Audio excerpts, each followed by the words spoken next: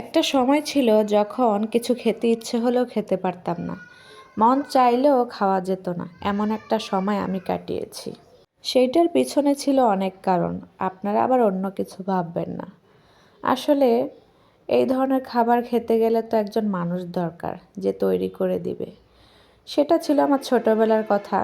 যখন কিছু খেতে ইচ্ছে হতো কাউকে বলতেও পারতাম না মুখ ফুটে যে আমার এই জিনিসটা খেতে মন চাইছে।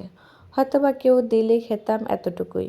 সেটার কারণ হচ্ছে কিছু খেতে মন চাইলে তো সেটার আবদার করে মায়ের কাছেই।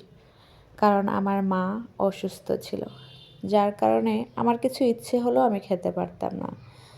আমার মায়ের রান্না বান্না করার কোনো ক্ষমতাই ছিল না, কারণ উনি অনেক অসুস্থ ছিল।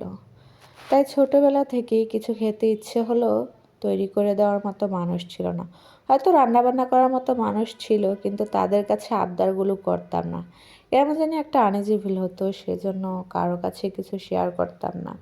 কিছু খেতে ইচ্ছে হলেও কাউকে বলতাম না। কারণ যেই কথাটা মাকে বলা যায়, যে আবদারটা মায়ের কাছে করা যায়, সেটা কি আর অন্য কাছে করা যায়? যায় না। যে কারণে কাউকে কোনো সময় কিছু বলতাম না।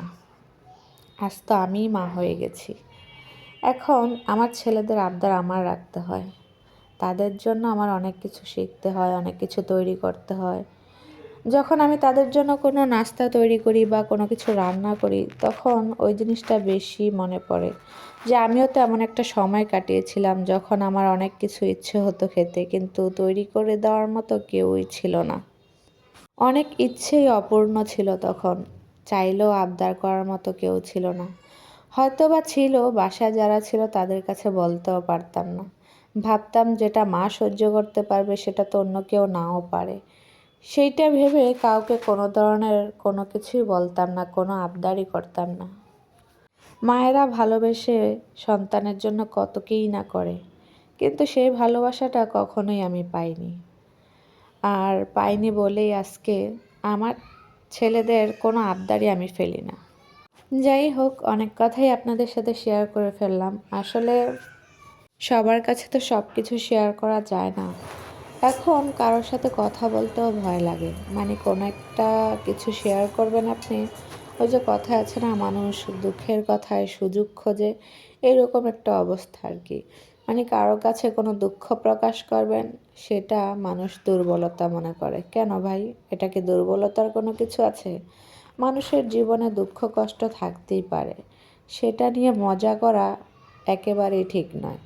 আমার চারপাশে এমন অনেক মানুষ ছিল তখন, মজা করতো যে আহারে মা নেই, কী অবস্থা, দেখার মতো কেউ নেই। এই ধরনের মজাও না মানুষ করত। তাদেরকে দেখলে আমার অবাক লাগে, কোথায় মাহারা সন্তানকে সবাই আদর করবে, যত্ন করবে, সেইটা রেখে না মানুষ অনেক মজা নিত, মজা করত। এই জিনিসটা দেখেছি বেশি। তো যাই হোক, আল্লাহ তাদেরকে হেদায়েত দান করুক। সবাই ভালো থাকবেন, সুস্থ থাকবেন। আল্লাহ হাফেজ।